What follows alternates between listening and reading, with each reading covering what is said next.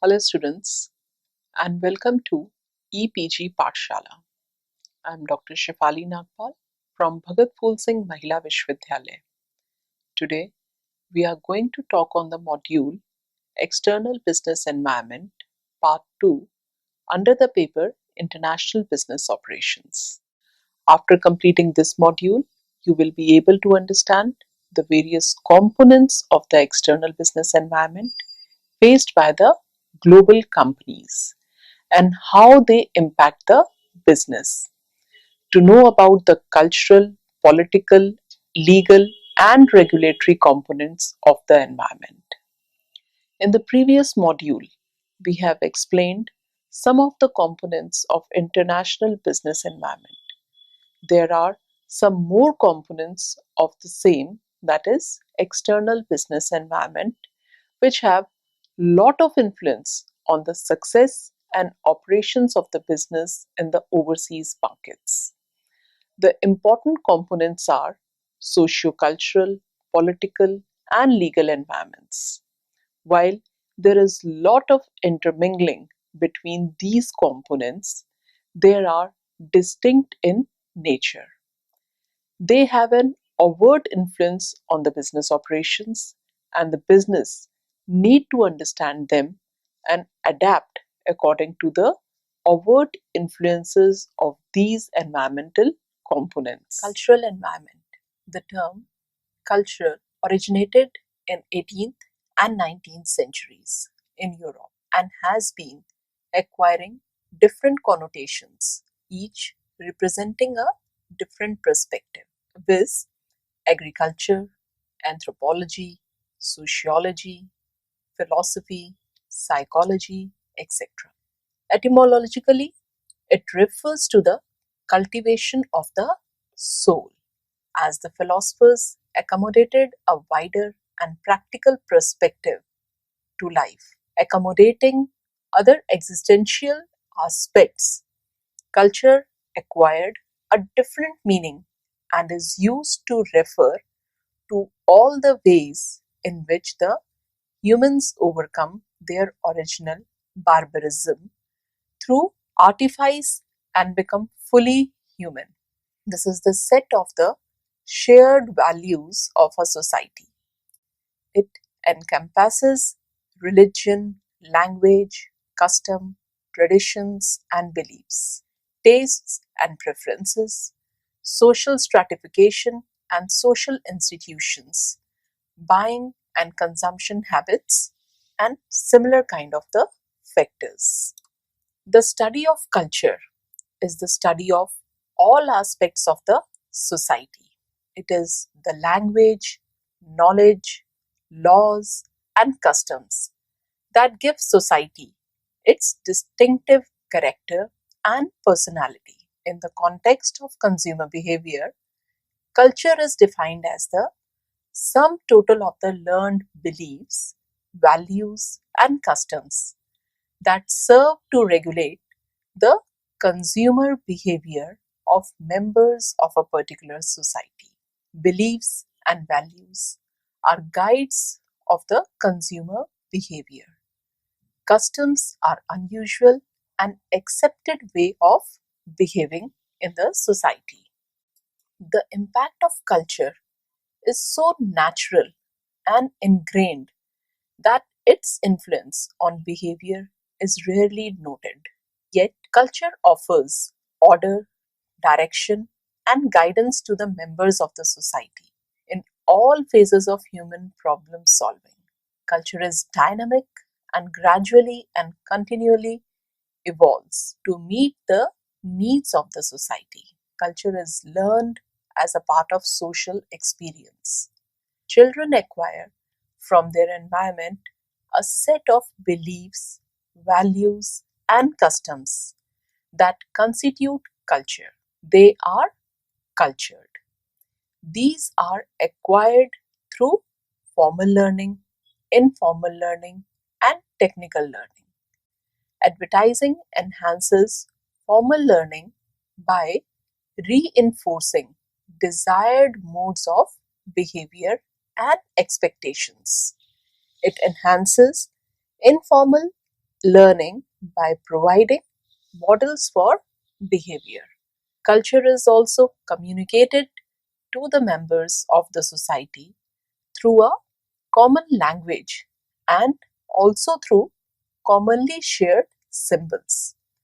Because the human mind has the ability to absorb and process symbolic communication, marketers can successfully promote both tangible as well as intangible products and product concepts to the consumers through the mass media and nowadays through various electronic medias.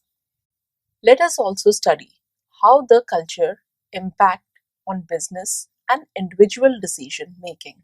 Culture has several interfaces where it influences the business and has impact at the macro level as well as at the individual level. Some of the macro level impacts of culture are discussed below. One is decision making. In some societies, all important organizational decisions are made by the top management, while in others, the decisions are diffused throughout the organization. For example, the decision making is highly decentralized in Japanese firm, while it is highly centralized in American firms. There are cultural reasons behind this. Risk evasiveness. The decision makers in some organizations are averse to risk, while some take risk and thus make higher gains. The risk bearing behavior of groups is also a cultural phenomenon. This influences investment decisions at the organizational levels and at the micro level of the consumers. It has its impact on the buying habit of the consumers also. People who take risk buy new and innovative products, while on the other hand, the others prefer to stick to the tested products and sometimes they are commonly called laggards. Individual versus the group reward. In some societies, such as Japanese, the group reward is valued more than the individual reward, which is the order in the American firms. Then other is organizational loyalty. Extrapolating the above point, the societies with stronger interpersonal ties have a high degree of organizational loyalty, while those who value individual achievements have low organizational loyalties. Another aspect of the culture is culture and perception. Culture has a great bearing on how people view themselves as well as their surroundings, which influences their behavior as well. The cultural impact of perception influences the sense of self gratification, empathy, and organizational commitment. There are also the impacts on the individual. Besides the macro level impacts, which we discussed above, culture also has an impact at the level of individuals as well. Culture influences the sense of self and space, communication and language, dress and appearance, food and feeding habits, time consciousness, beliefs and norms, customs and rituals, mannerisms and etiquettes, and many more. As a part of culture, there also exists a subcomponent known as subculture. Within the broadly defined culture, there are several subcultures which assert a similar influence on the business. A subculture is a variant of the culture. While it shares value and beliefs with the culture, it does modify it according to the specific requirement of the group. For example, although the people all over India share common values, celebrate common festivals, and possess similar religious beliefs. Still, there are several variations at the local level. Hindus of northern India would follow different rituals from those in the eastern India or southern India. The marketer must understand the subculture as well while adapting to the local conditions. To sum up, we understand about the culture that it is very important for the success in the overseas marketing. Although the world is becoming global and there is high degree of culture diffusion, still there is a need to adapt to the local environment, of which culture is one of the most important constituent. Culture and international marketing.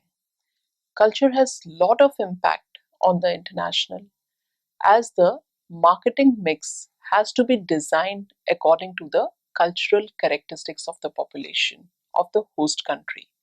For example, when McDonald's launched their burger into Indian markets, they introduced the products which had stronger and pricier tastes to suit the taste buds of the Indian consumer. They did not introduce any varieties of burgers which used beef as its would have hurt the sentiments of the majority of the Indian population. Similarly, culture influences the communication patterns and styles, and the marketing communication campaigns have to be designed accordingly. For example, Pepsi has a very popular slogan, "Come alive with Pepsi Generation." When Pepsi used the same slogan in China, it translated as "Pepsi will bring your ancestors from the dead." This slogan created a lot of negative publicity and it had to be withdrawn. Similarly, a baby food manufacturer had to change its brand name from Gerber because in French it means to vomit. Kellogg could not have succeeded in the Indian market to the extent to which it has anticipated because cereals are not preferred breakfast food here. So they had to target specific consumer segments such as children, women, etc. The above examples discussed show how firms can make big mistakes when they do not understand the local culture and introduce their products into the foreign markets. So, the mantra for the success into the overseas market is think global, act local. It means that while firm must have a vision to grow into a global company, they must act according to the culture, taste and preferences of the local market. Such an understanding will help them to be successful into the international markets. Another component which plays a crucial role is the political environment. As a firm ventures abroad, it has to deal with various countries, each having its own political setup. Some of these components of the political environment are political systems. After the disintegration of United States of Russia, the communist or the socialist form of government is not working in many countries. But the impact of socialism on the thinking of the people and political class is still not cannot be thrown away. There are countries like Pakistan which follow dictatorship style of government, while most countries in the Europe and North America follow democracy. Even the democracy has various forms, such as presidential form as prevalent in USA and the parliamentary form of government as in UK and India. Some countries in the Middle East have a typical theist political setup. While others are secular countries, there has been lot of changes in the Arab world where people have come forward and asserted themselves to switch over to democracy. The form of government has direct impact on business because each form of government has its own typical set of policies, programs, and priorities. These have an impact on the regulatory mechanism of the countries, and the business has to comply with the laws of that land. Another subfactor is political instability. Despite diverse political system, no system is bad if it works in a stable manner. The biggest problem arises when there is political instability. Some of the examples of political instability are widespread public protest have changed the dictatorial forms of government in Egypt and Libya. There is a bloody battle going on in the Syria for the change of the government. Pakistan had a military coup and then a democracy controlled by the military dictator. Afghanistan was under the rule of fundamentalist Taliban and there is elected government now. Situation was drastically changed if US withdraws its army from the Iraq had seen a change in the regime enforced by America. There were the coups and genocides in Syria, Ethiopia, Eritrea, Congo, and many other African countries. In each of the examples which we have discussed above, we find an element of uncertainty.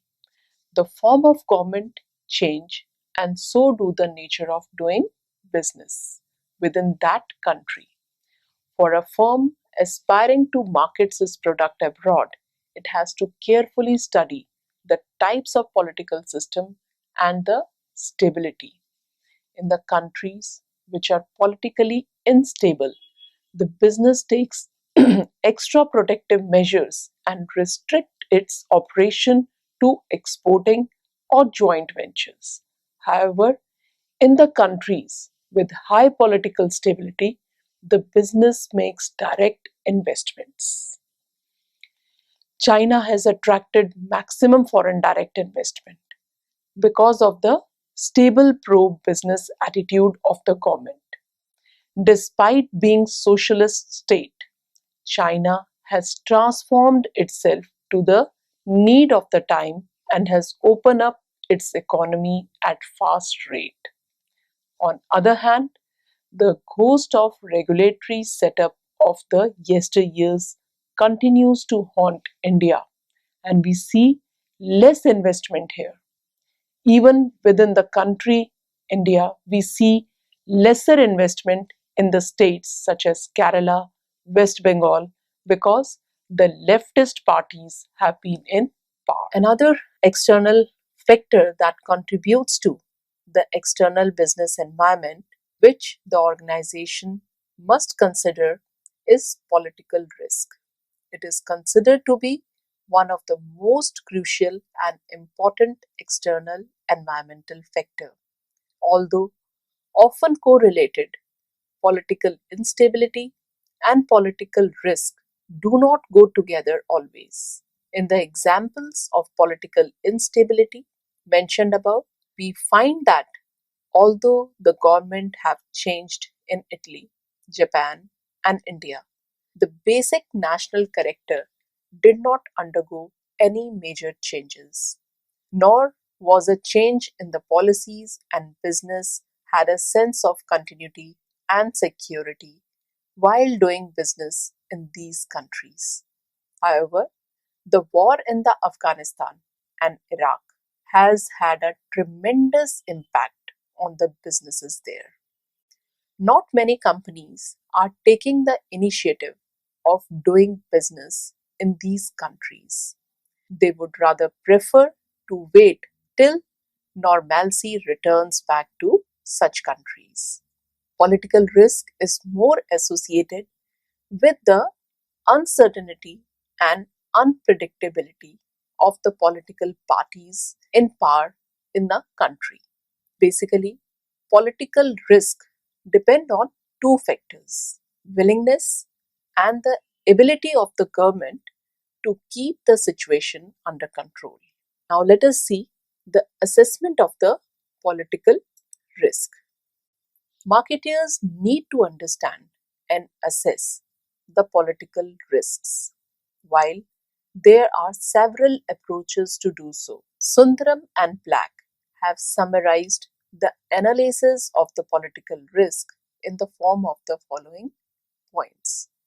Let us discuss those points. In step number 1, they have given to determine the critical economic or business issues relevant to the firm. In this, they have pointed out to assess the relative importance of these issues.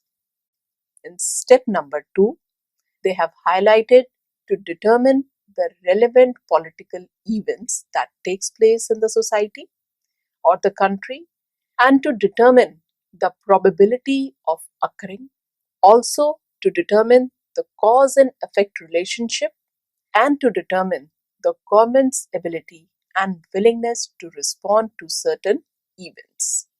In step number 3, for assessing the political risk, they describe to determine the initial impact of the probable scenarios, to determine the possible responses to the initial impacts, determine the initial and ultimate political risks. As a part of external environment, the legal and regulatory environment plays a dominant role in establishing or going international or expanding the international business in the foreign markets. The marketeers must carefully study the legal and the regulatory system prevalent in the countries to avoid the situations that might result in conflict, understanding or misunderstanding, or outright violations of the laws of the foreign country. Some of the important aspects worth consideration is in the legal and the regulatory environment are discussed as below. The one of the component is international law. International law has existed since the 16th century, although it has undergone a change in the form over the passage of years. The international bodies such as United Nations, World Trade Organization, and other regional groupings have been instrumental in developing the international rules and regulations. These international laws are ratified by the participating countries and are binding in nature. Hence, the business must understand them correctly to ensure the compliance of such legal laws and rules of the foreign country. Conflict of laws. While doing the business across the nations, there can arise multiple situations when the laws of the two or more than two countries can be conflicting. The businessman must study these laws and take measures to avoid being caught in such a situation.